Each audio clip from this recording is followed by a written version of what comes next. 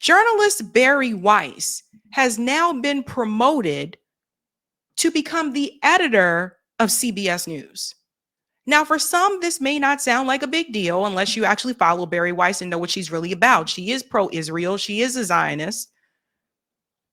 And all of a sudden, she just gets this big promotion out of nowhere because let's keep it real. Her outlet, the Free Press, wasn't all that. And it wasn't really receiving a lot of traction. I mean, you would think it was huge, massive for her to get this type of promotion. But there's something here that happened behind the scenes, how all of this was put together. Let's go ahead and get into this story here. It was reported by the New York Times. Paramount buys the Free Press, and they are ushering in a new era at CBS News. Bari Weiss, a founder of the Free Press, will become editor-in-chief of CBS News. This is Bari Weiss here. I'm here to tell you guys, listen, people don't just get promoted like that in the media space out of nowhere when you don't have a popular outlet. There was something mischievous going on here. We're going to get into the backstory as well. The Bari Weiss era at CBS News has begun. In a move that is expected to shake up the broadcast news landscape, CBS owner Paramount said on Monday that it was buying the Free Press, an upstart digital news site founded just 4 years ago. And they appointed Miss Weiss, one of its founders, as the editor-in-chief of CBS News. Appointed.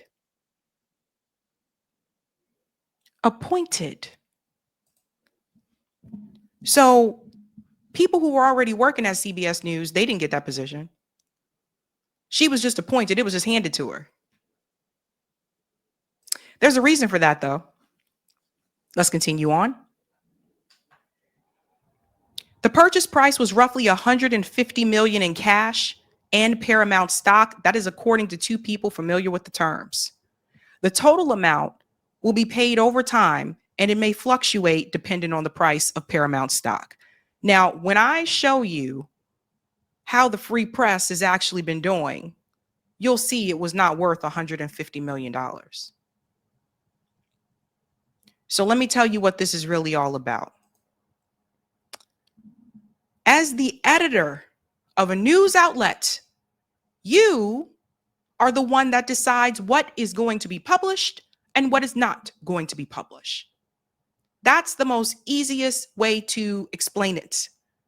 For those of you who have worked at newspapers in the past, or let's say you work for New York Times, Washington Post, Torrin Walker, who's been on the show before. At one point, he used to work for the Huffington Post.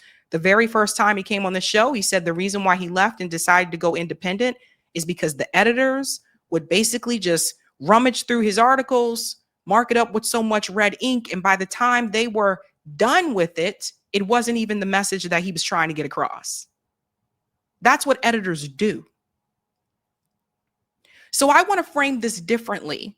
Instead of saying Bari Weiss is promoted as the editor of CBS News, Bari Weiss is promoted as the head censor chief at CBS News, because that's what editors do.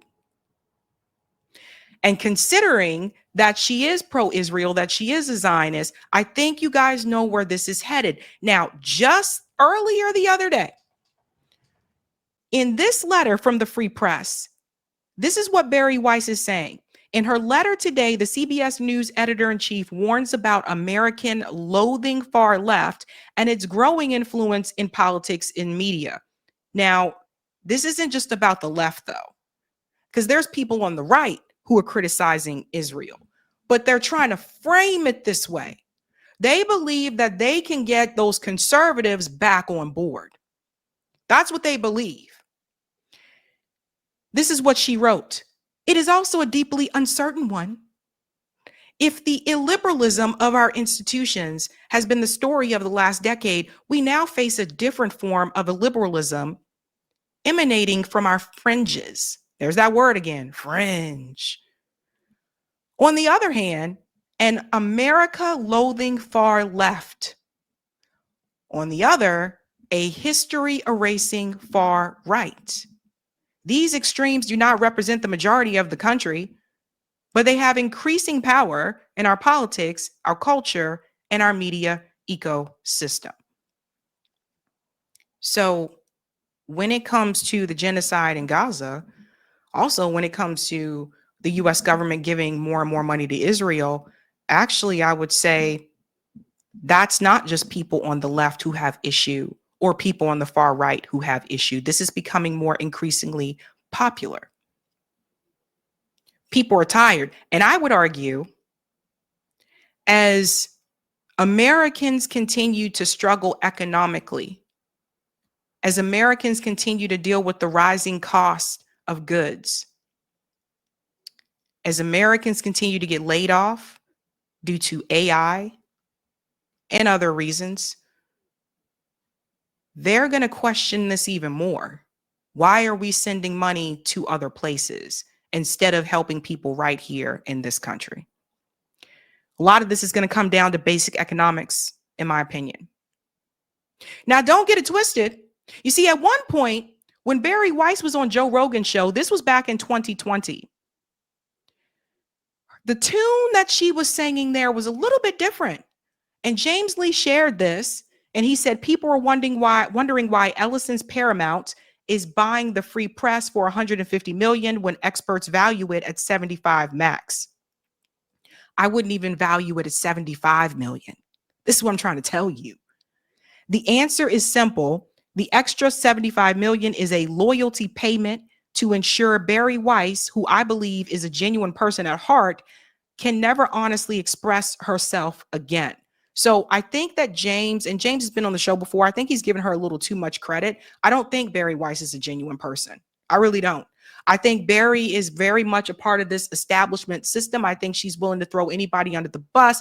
I mean, look at what she said about Professor Rafat Al-Arir. And then the next thing you know, he was dead. So I don't think she's genuine at heart.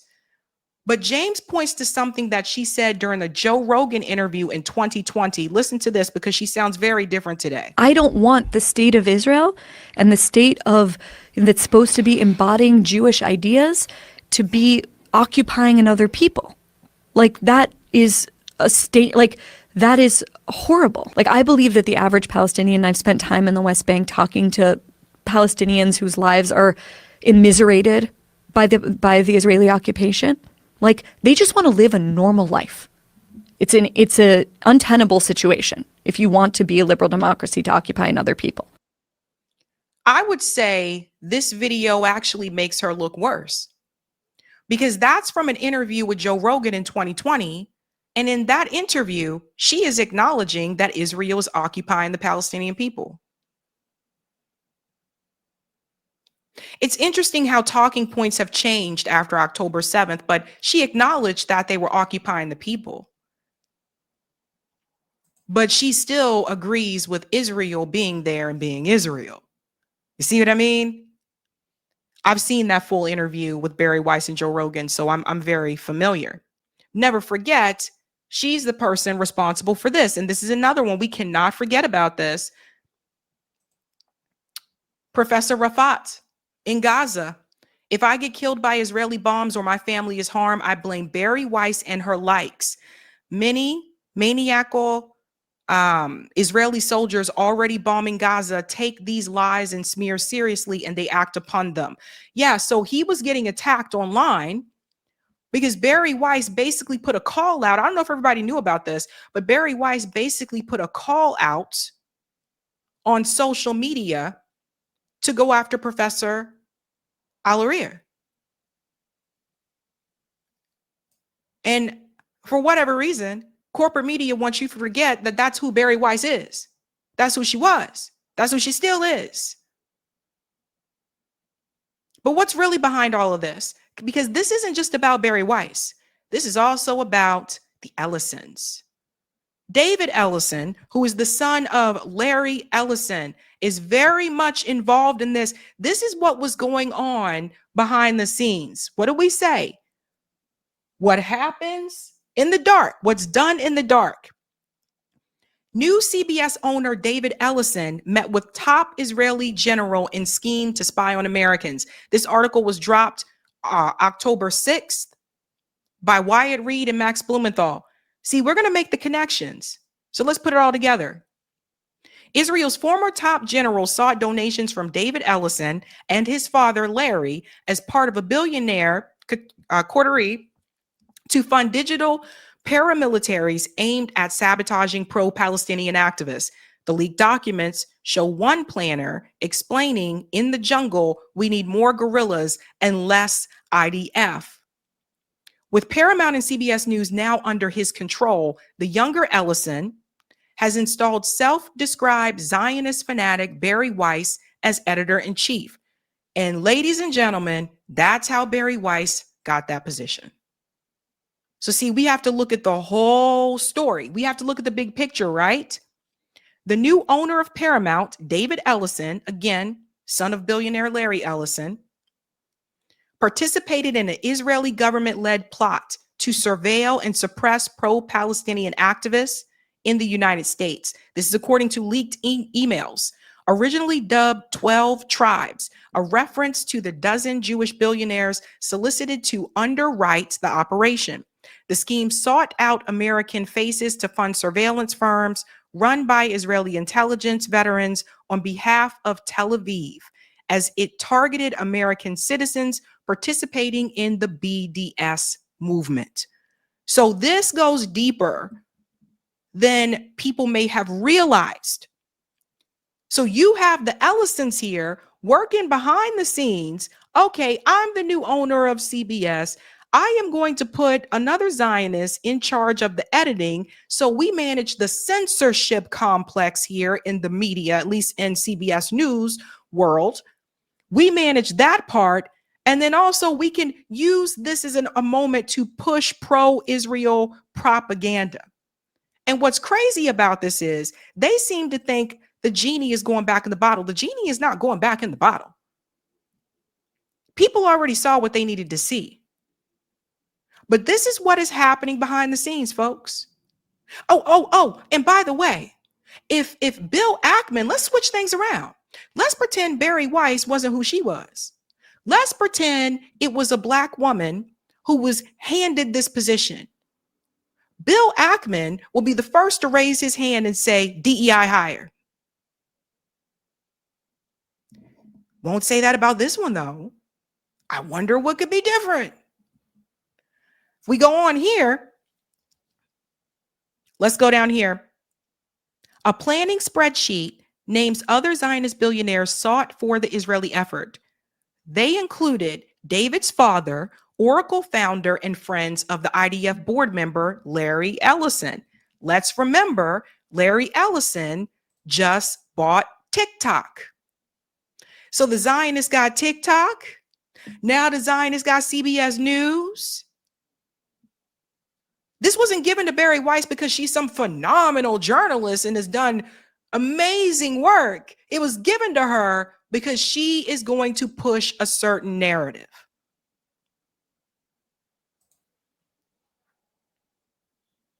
Israeli-American billionaire and top Democratic Party sugar daddy Ham Sabin and Google founder Sergey Brin, whose Israel support was still TBD. One of those named, Canadian book chain owner Heather Reisman, had already agreed to donate. The document also listed other hyper-wealthy Zionist activists as potential 12 tribe members, alongside the following descriptions. Eli Broad, 5.7 million, real estate giant. Selmo Nissenbaum, art collector, partner of personnel Investimentos. Dorothea Steinbrook, 5.8 billion, the steel industry. The Safra family, Kevin Burmeister, technology innovator, real estate investor, founding investor of Skype. This is some powerful stuff. I'm telling you guys, but they have you yelling at your neighbor. You see what I mean? They have you pointing fingers at red team, blue team, while this is happening behind closed doors. Frank Lowy, co-founder of the Westfield Group, operator of over 100 shopping centers in Australia. Anthony Pratt, a net worth of about 7.1 billion, packaging industry. Edward Cookerman, French Israeli businessman, Rothschild family, banking dynasty. Lord Stanley Fink, net worth 180 million, former hedge fund manager. Sir Ronald Cohen, British businessman and political figure. Lord George Whittenfield, British publisher, philanthropist. Paju Zabludowicz, Finnish-born, London-based business magnate, investor. Does everybody see how this all works? The 12 Tribes Partnership.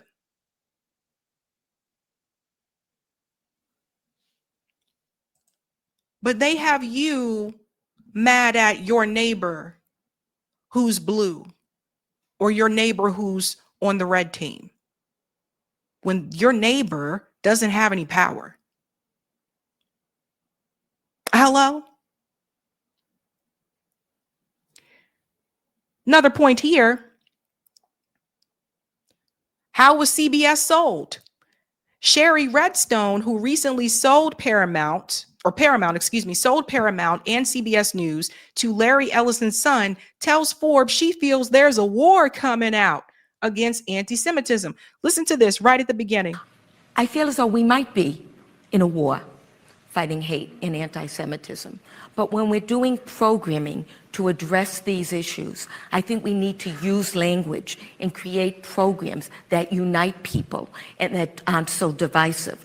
If we take a step back, I think we all agree that we want a world without hate, that we all see the impact that hate is having on our society and on our lives, and that we want to create a better world for our future generations and for our children and our grandchildren. So to me, using that language is a way that we can come together, we can recognize that we all share these common goals and not think about where our differences are. This is the woman who sold Paramount and CBS News to David Ellison. So when she's talking about there's this war coming and this attack on anti-Semitism, it's a war that's coming, and she said our future children and grandchildren, she ain't talking about my future children. Who do you think she's talking about?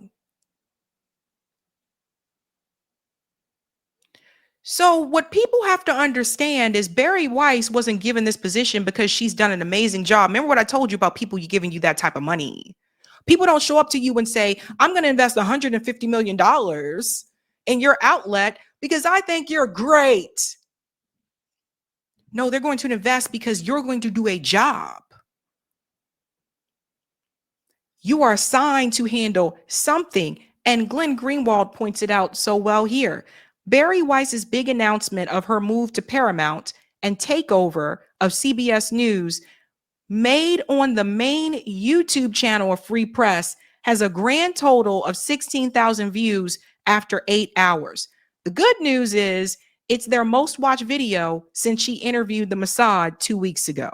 Yeah, she interviewed the Mossad. So Bari Weiss, if you look at her Free Press channel on YouTube, they have over 349,000 subscribers. But this video of hers had over 16,000 views. This is what I was talking about. She was able to grow in that way because of her name, right?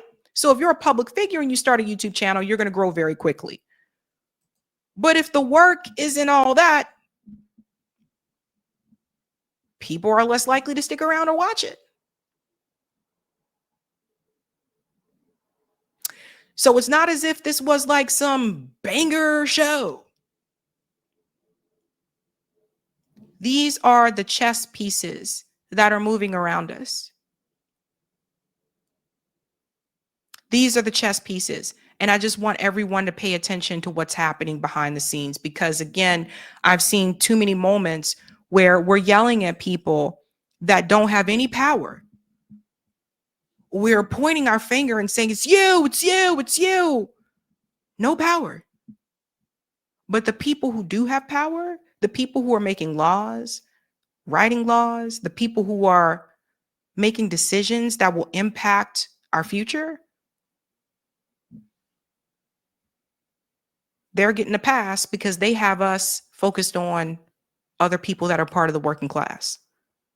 That's how that works. And it's worked so well for quite some time. But I think things may be changing. So this little plan that they put together, which in the dark, all this, the 12 tribes with the Ellisons and everything, this has come to light thanks to the work of the Gray Zone.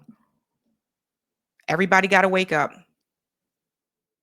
Hey guys, this was a Sabby clip. If you like what you saw, hit that like button and subscribe.